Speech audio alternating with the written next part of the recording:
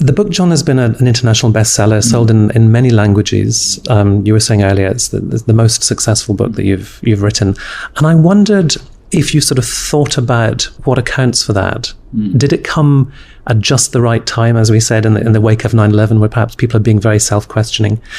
And also, did it depend on you finding the right form for these ideas? Because the book is aphoristic, it's written in short sections, it's got intriguing, provocative titles. Have you thought about what it was about it that really touched such a nerve? I have thought about why the book had the impact that it has had and continues to have. I think there are a variety of reasons. One of those reasons, George, you just mentioned, which is the timing of the publication of the book. It was written, part of it was written before 9/11, but it was published after 9/11, and there is a small section in it about 9/11.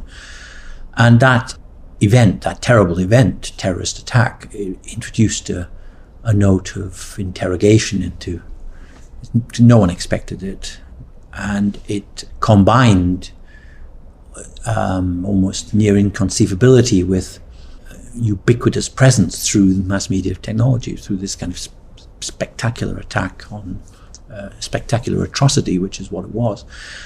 So that might have sensitized people to some of the ideas in the book.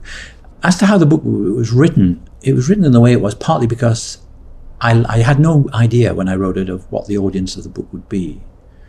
In that sense, it was true that I wrote it for myself because I like reading aphoristic books, and they're not terribly uncommon.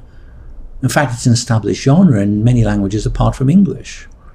There aren't many English books of aphorisms or of aphoristic writings, but there are lots and lots of French books and lots of German books and some Russian books and so on. It's a common genre, but just not in English. But I like reading that type of book. It enables one to, when reading it, to fertilize one's thinking through a short, concentrated set of statements. And I also found writing it very interesting and also challenging, because in order to write like this, one has to really pare the thinking down to its most essential elements. Writing a book of aphorisms is a sculptural task.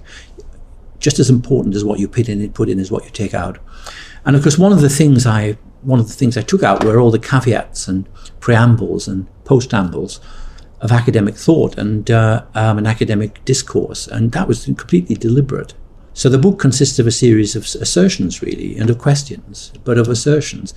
If you looked at it from an academic, I would say, well, what about 15 caveats which can be applied to the statement, or 22 counter-arguments and so on?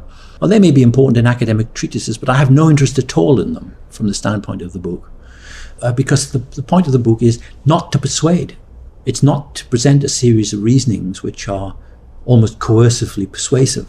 It's simply to present a series of thoughts as clearly and as forcefully in some ways as I can, which in a sense the reader can take or leave. Or as I would put it in a different way, they can take and use what they want and lay the rest aside.